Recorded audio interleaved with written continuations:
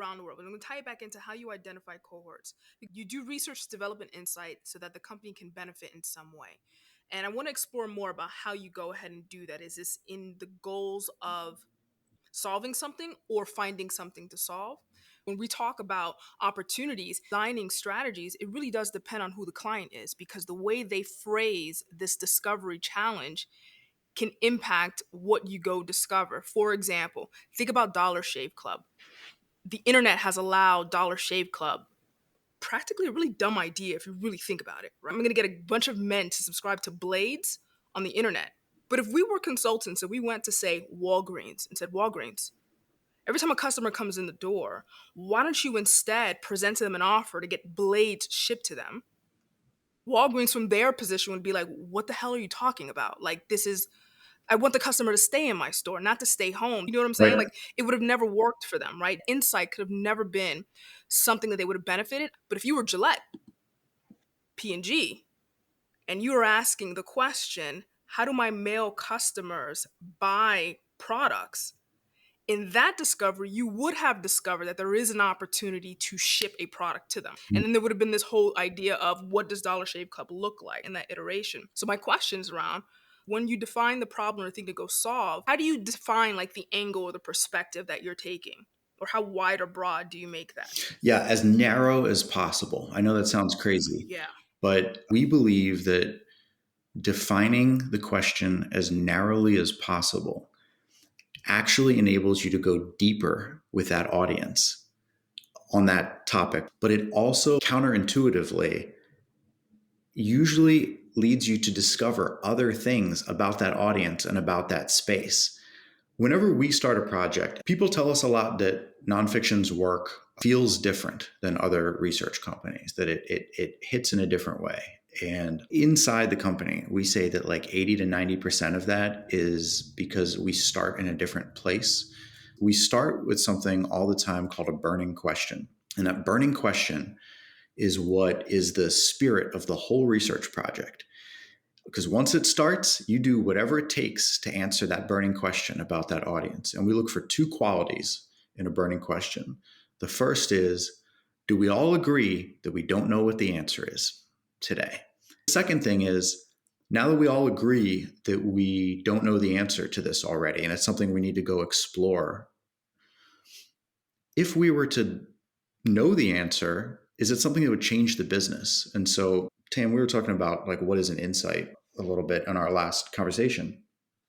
And to us, of all the definitions of insight, that's the one that makes the most sense.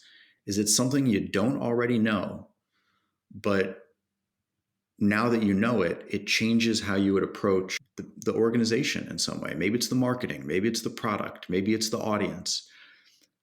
But if it doesn't fulfill those two criteria, then what are you really doing in this research project? But when you start out the research project and you know that you're chasing after something that you don't already know, but that were you to know it, it could change the game for you in some way, you're just more likely to come back with something good in the research. That was very interesting is about your focus on being very narrow.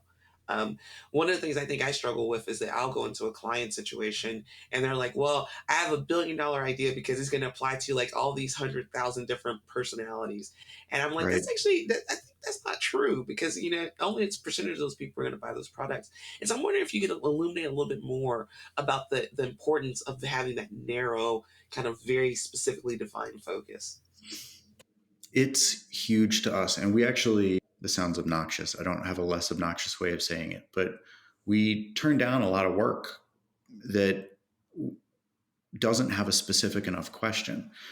And the reason why is because we know it's going to end up mediocre. It's guaranteed.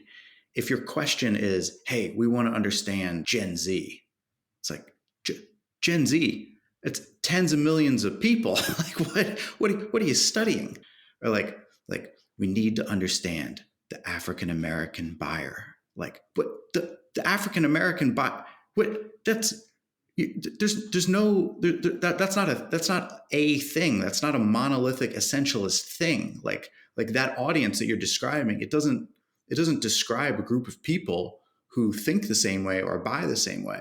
And so the first thing, B, is when the audience is too broad. That's the first place to go south that you're describing, right? And we get that a lot. It's usually generational stuff. So we have to be like, no, that's not a thing. If you want to understand Gen Z vapors, that we can study. That is an audience. That is a group of people who share a certain behavior as well as a demographic affinity. But so that's the first one.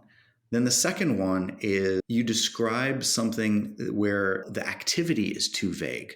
So maybe something like, I don't know, home buyers. Home buyers, they do share certain things. Like everyone starts like looking for homes, and then they've got a list of things that are and are not acceptable. And then they have to make trade-offs. And then most people need to go get financing to buy a home. So that's a whole other experience. When the diversity of an audience or a behavior that you're studying or a product or whatever it is dwarfs the sameness of the experience, you should not study that. You should get more specific.